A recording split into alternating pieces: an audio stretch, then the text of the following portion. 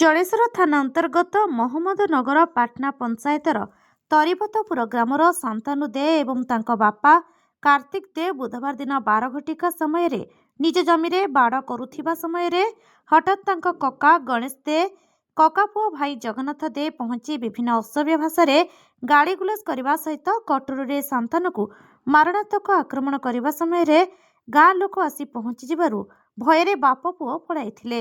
ପରେ ପାଖରେ ଥିବା ଲୋକ ଶାନ୍ତନୁକୁ ଉଦ୍ଧାର କରି ଜିକେ ମେଡିକାଲ ଚିକିତ୍ସା ପାଇଁ ନେଇଥିଲେ।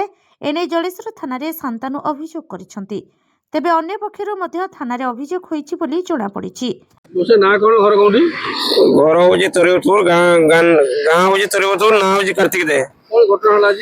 कौन घटना मो सान भाई सागर आम पार्टीशन सरी जाता तेज मोर जमी मो भागर मापुली मोर लोक मोर लेबर मैंने मजुरी फजुरी कर मापुले हठात दुई जन आसिले बाप पुओ आसिक माप गाँ भद्रभक्ति थे माप सरीगला आम हिड़ दौलू हिड़ दिया सरी जाता बाप पुओ आसिले आसिक मो पुओ को हाणी दे आक्रमण कर पुणी मोर जो लोक आसते कम करने से पूरा अश्लील भाषा गाड़ी गुलज दुनिया झमेला कर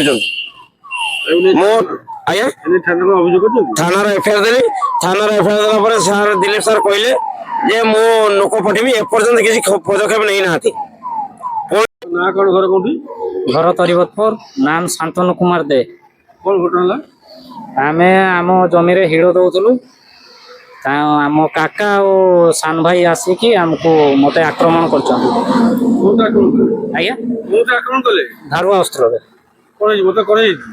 हाथ मथार बसता चटाटा हाथ देखीदार हाथटा 4टा आंगुली काटी जाइए।